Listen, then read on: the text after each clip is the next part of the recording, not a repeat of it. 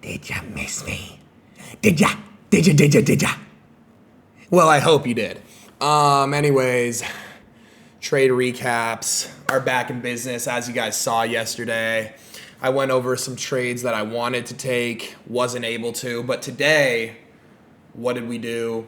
We hit a fucking bomb-ass trade. I'm undefeated on the month. I've only taken one trade, but don't tell anybody that. I've only taken one trade this entire month, and we only hit one take profit, and the risk to reward was super shit. But I'm gonna convince everybody to pay for my Discord, because my prop firm is going broke, because everybody in my Discord is taking my trades and hitting literally every single take profit with me. But anyways, let's go over the trade that we took today, boys. Oops. Bruh. Give me a second. Brr. We're back in business. All right, so today we had a NASDAQ smoking on that gas pack trade. And honestly, it looks like another trade setup's forming right now. But we'll see, like, you know, but let's get into the trade that we took today. So to start off, we had a couple sets of news. Okay, we had ADP non-farm employment change, which was bullish news. That was an hour and 15 minutes before market open, and then we had ISM services, which was slightly bearish news.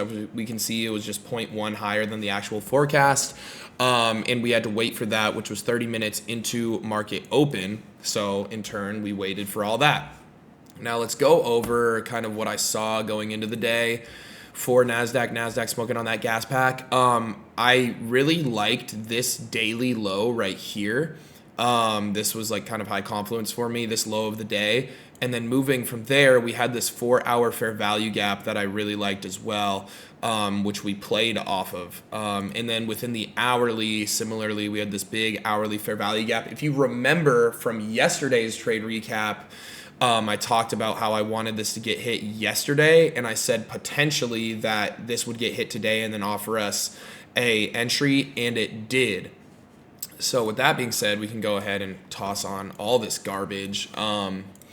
So from here, we highlighted the fair value gap on the 4-hour from boom, this wick down to this wick. We highlighted the 0.5%, or sorry, the 50% level of the fair value gap.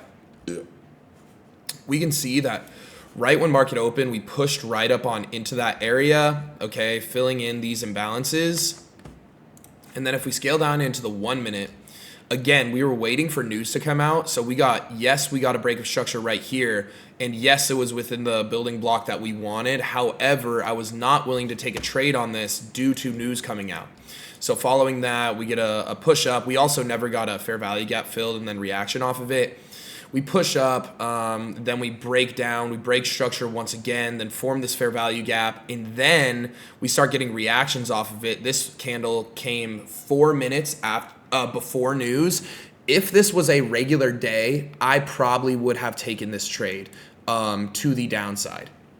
Okay, but I didn't because we had to wait for news. Okay, so moving forward, boom, news comes out with this candle. We get a big move down. We already had all of our confluences come through. We had the building block that got entered. We had our 1 minute break of structure. We had our fair value gap, and then we had a reaction. We had another test into that fair value gap, and then boom, a super strong reaction after news. I entered simply off that. 5-point stop loss right above these highs. I honestly could have made it tighter if I wanted to, but since we had news that came out, I really didn't want to where is this shit? I really didn't want to make it anything too crazy.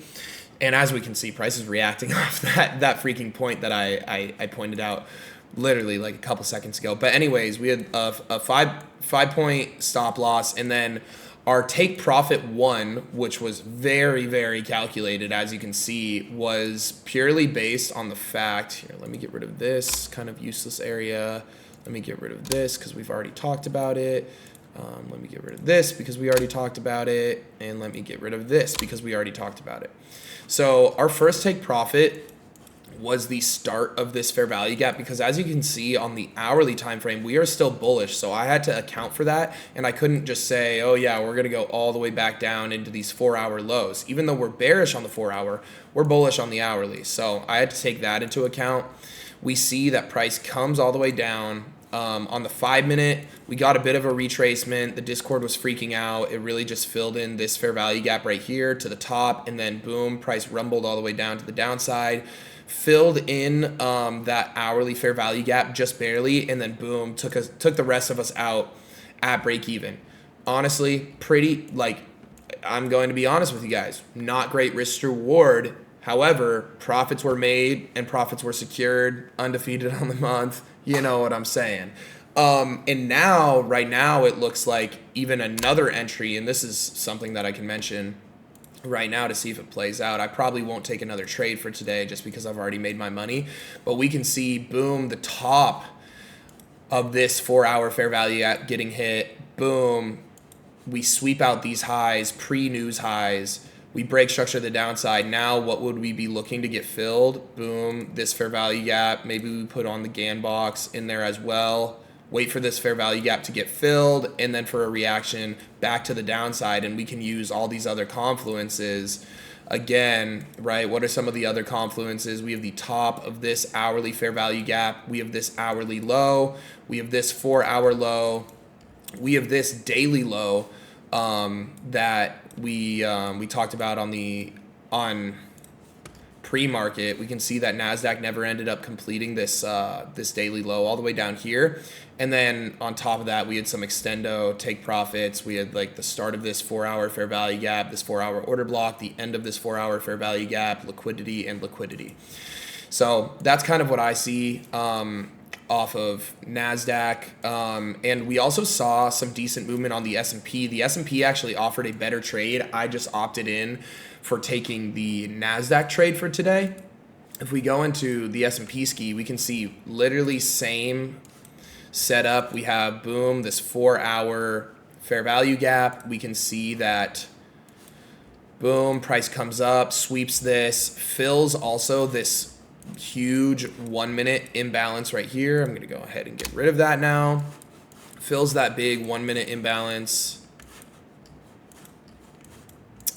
With this, we get a break of structure to the downside. We get a fill of this fair value gap with this. We get a reaction to the downside. Again, this was 4 minutes into market open. And then boom, this is that news candle that sent us to the downside. Right here would probably been our entry, stops above these highs. And then my take profits on this were very, very similar. We had boom, this hourly low right here, the start of this hourly fair value gap, end of the hourly fair value gap, 4-hour lows, and then high time frame liquidity over here. So yeah, that pretty much wraps up the trade recaps for the day.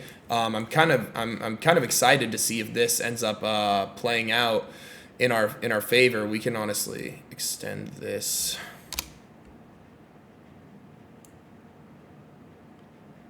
Extend this fair value gap down a bit more. But yeah, that was the trade that I took for today. Again, kind of minimal take profit, but overall profit was made, no losses were taken. Solid freaking day. I appreciate y'all, and trade recaps are back, baby. I'll see y'all tomorrow if we end up taking a trade.